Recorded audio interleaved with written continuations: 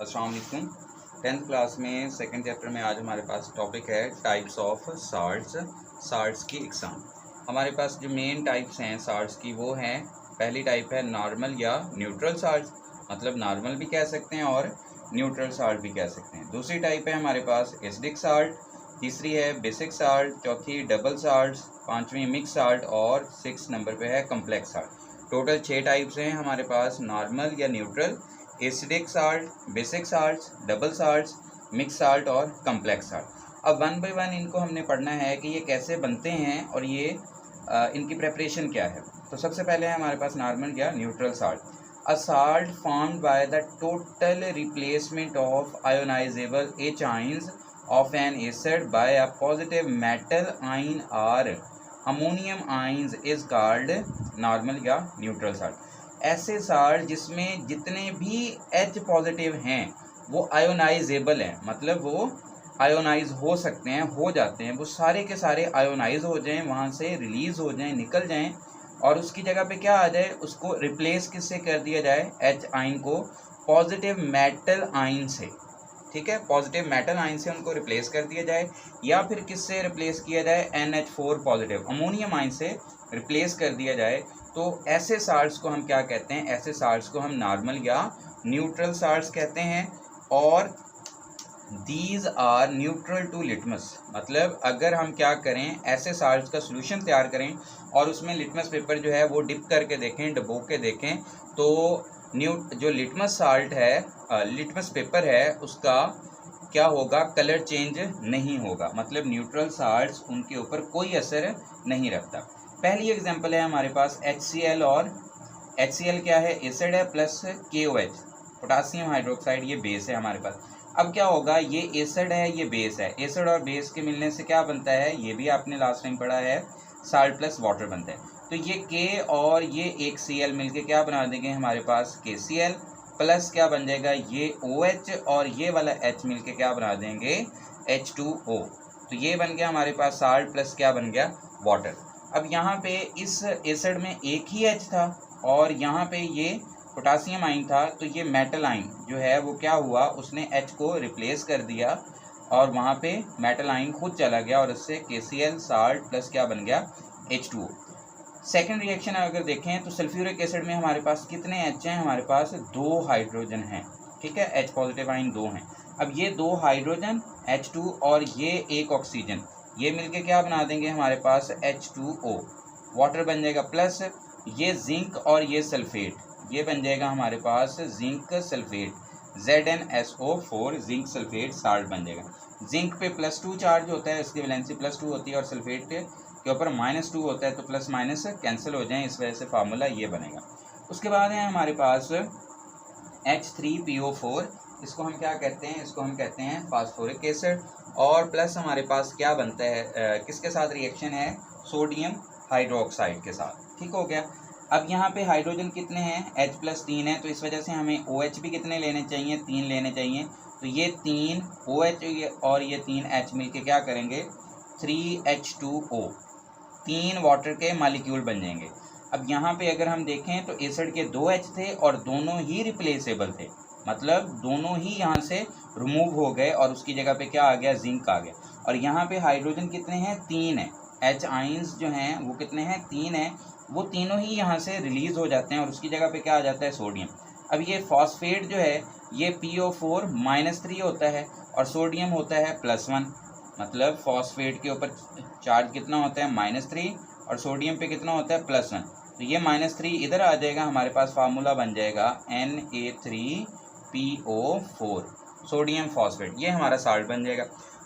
Next है हमारे पास nitric acid plus ammonium hydroxide. अब नाइट्रिक एसिड का ये एक H और अमोनियम हाइड्रोक्साइड का एक OH, ये मिलके क्या बना देंगे, ये बन जाएगा H2O, प्लस क्या बन जाएगा, ये अमोनियम आयन NH4 +1 होता है और NO3 -1 होता है, +1 और -1 कैंसिल हो जाएंगे और इससे क्या बन जाएगा हमारे पास NH4 और ये क्या आ जाएगा, NO3। अब यहाँ पे अगर हम देखें तो सब में हमने क्या किया है, हमने H को हटा के उसकी जगह पे जो बेस का मेटल आयन है वो लगा दिया है। और यहाँ पे हमारे पास अमोनियम आयन था तो हमने H हटा के क्या कर दिया, वहाँ पे अमोनियम आइन लगा दिया। बाकी हमारे पास जो है वो वाटर हर जगह पे बन रहा है और रेलेवेंट हमारे पास क्या बन रहे हैं, ये सारे साल्ट्स बन रहे हैं। अब ये वाले जो साल्ट्स हैं अगर इनमें हम देखें तो हमें कहीं पे भी जो है वो रिप्लेसेबल H नज़र नहीं आता। ये वाले जो आपको H नज़र आ रहे हैं ये रिप्लेसेबल नहीं है और ये एसिड के भी नहीं है, ये बेस के थे, तो अब भी ये रिप्लेसेबल नहीं है। इस वजह से ये जो हमारे पास सारे साल्ट्स बने हैं ये सारे साल्ट्स क्या हैं, नॉर्मल हैं या न्यूट्रल हैं। सेकंड है हमारे पास, नेक्स्ट है एसिडिक साल्ट। अब नाम से जैसे कि हमें पता चल रहा है कि ये साल्ट्स तो हैं लेकिन इनके अंदर कोई ना कोई H+ रह गया होगा, एसिड का H+ रह गया होगा। इस वजह से जो साल्ट बनेगा उसकी खसूसियात प्रॉपर्टीज़ क्या होंगी, एसिडिक होंगे। ठीक हो गया, होगा वो साल्ट ही लेकिन उसके अंदर H+ मौजूद होंगे। तो डिफाइन में हम क्या करते हैं, these salts are found by partial replacement. यहाँ पे देखें क्या लफ्ज़ है, पार्शियल मतलब जुज़वी, थोड़ा सा, मतलब सारे H रिप्लेस नहीं होते, उसमें से कुछ होते हैं। Of a replaceable H ions of N acid by a positive metal आइन, मतलब हमारे पास जो एसिड है उसके अंदर रिप्लेसेबल H आइन एक से ज़्यादा हैं, लेकिन मतलब 2 हो सकते हैं, 3 हो सकते हैं, लेकिन जो उसमें से रिप्लेस हुए हैं वो सारे नहीं हुए, उनमें से चंद एक हुए हैं। अगर 2 हैं तो 1 हुआ है और 3 हैं तो भी 1 या 2 हुए हैं, जिसके नतीजे में जो साल्ट बनेगा उसके अंदर H+ मौजूद होगा। इस वजह से वो साल्ट क्या कहलाएगा, एसिडिक साल्ट। दोबारा अगर देखें तो ऐसे साल्ट जिसमें जो रिप्लेसेबल H आइंस हैं वो पार्शियली रिप्लेस होते हैं।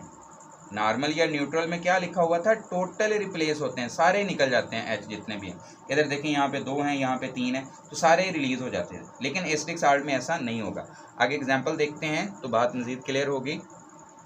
H2SO4, 2 हाइड्रोजन लगे हुए हैं प्लस KOH। अब सिंपली क्या होगा, यहाँ से एक OH और यहाँ से एक H निकलेगा तो क्या बन जाएगा हमारे पास, यहाँ पे हमारे पास बन जाएगा H2O बन जाएगा, प्लस बाकी क्या बचेगा हमारे पास। अब इधर K बच गया और इधर क्या बच गया, एक H बच गया, SO4, HSO4 बच गया और ये वाला K, यहाँ से एक H निकला था ना, वहाँ पे ये K जाके एडजस्ट हो जाएगा, तो ये क्या बन जाएगा, KHSO4, पोटासियम बाइसल्फेट या हाइड्रोजन सल्फेट, ये हमारे पास साल्ट बन गया। ठीक है, अब देखें यहाँ पे अभी भी एक H है लेकिन वो रिप्लेस नहीं हुआ, क्यों, क्योंकि हमने बेस कम लिया हुआ है। अगर बेस हम ज़्यादा लेते तो फिर ये सारे H निकल जाते, लेकिन हमने क्योंकि एसिडिक साल्ट तैयार करना है इस वजह से हमने बेस कम लिया है, तो सारे रिप्लेसेबल जो H आइन हैं वो नहीं निकले, बल्कि उसमें से एक निकला है और एक रह गया है।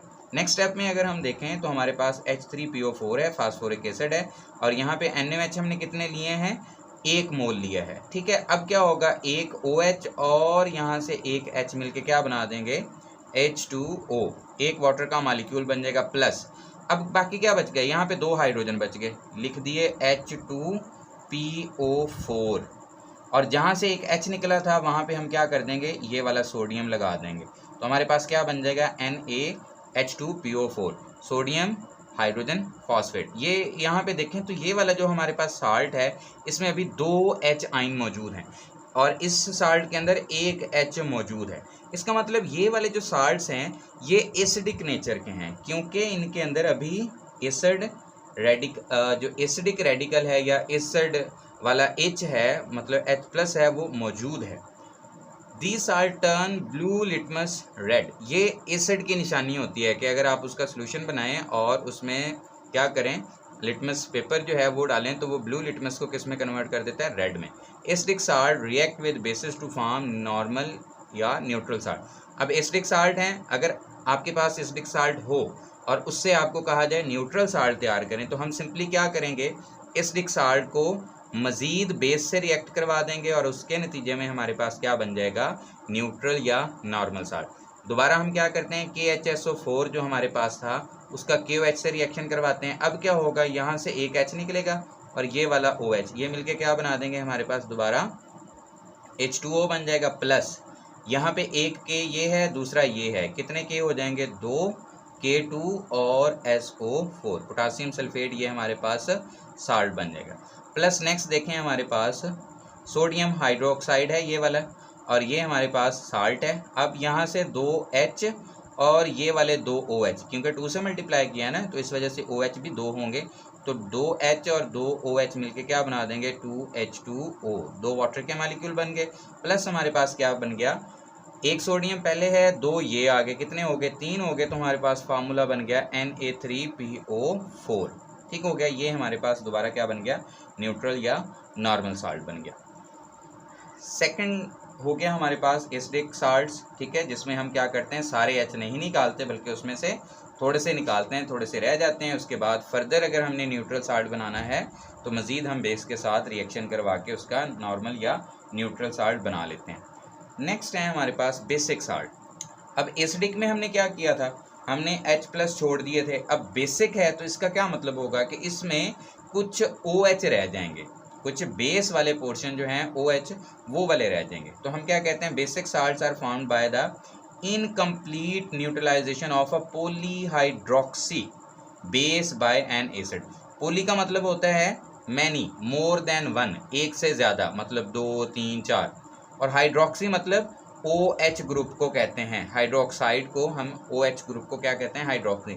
तो वर्ड अगर पॉलीहाइड्रोक्सी देखें, पॉलीहाइड्रोक्सी बेस, तो इसका मतलब ऐसी बेस जिसमें OH जो है वो एक से ज़्यादा हो। लाइक जो हमारे पास NaOH होता है, ठीक है, बेस होती है हमारे पास NaOH, इसमें एक OH है तो ये पोली में नहीं आएगा।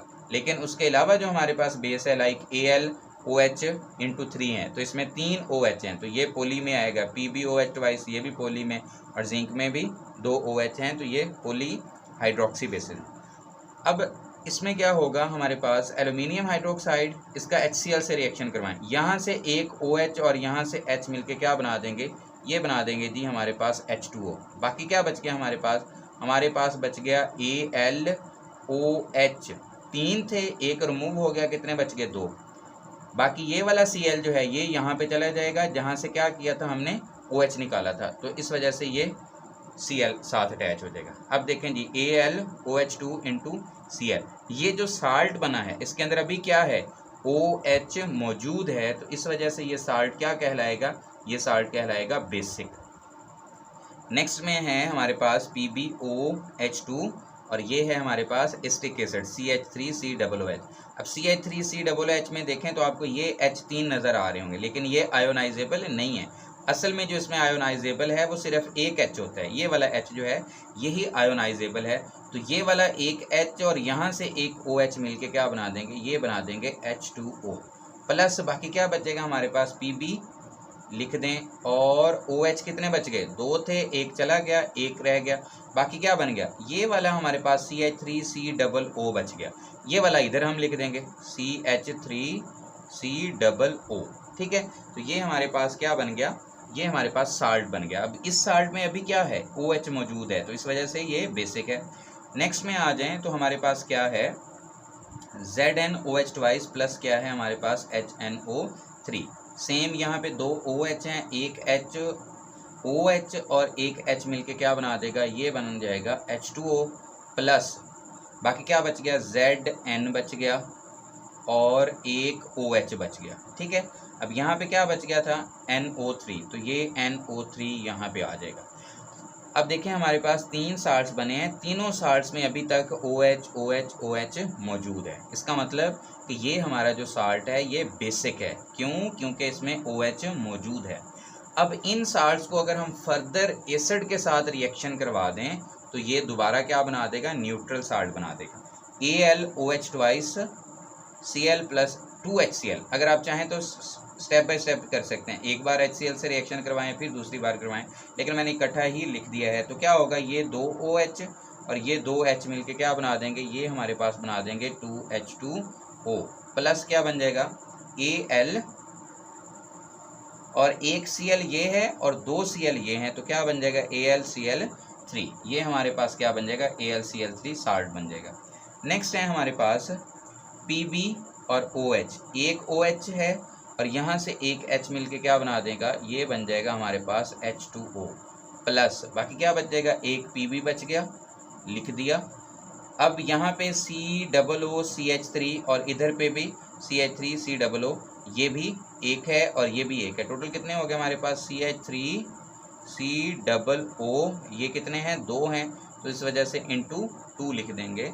तो ये हमारे पास सोडियम साल्ट लेड साल्ट बन गया, किसका, एसिटिक एसिड का। तो ये हमारे पास अब इस वक्त जो है वो न्यूट्रल साल्ट है। अगले स्टेप में चलें तो हमारे पास जिंक वाला जो साल्ट था जिसमें बेसिक OH मौजूद है और नाइट्रिक एसिड के साथ इसका रिएक्शन करवाएं तो ये H और OH मिलके क्या बन जाएगा, हमारे पास H2O बन जाएगा, प्लस क्या बच गया, Zn, और एक नाइट्रेट ये है और दूसरा ये है, तो हमारे पास क्या बन जाएगा, ZnNO3।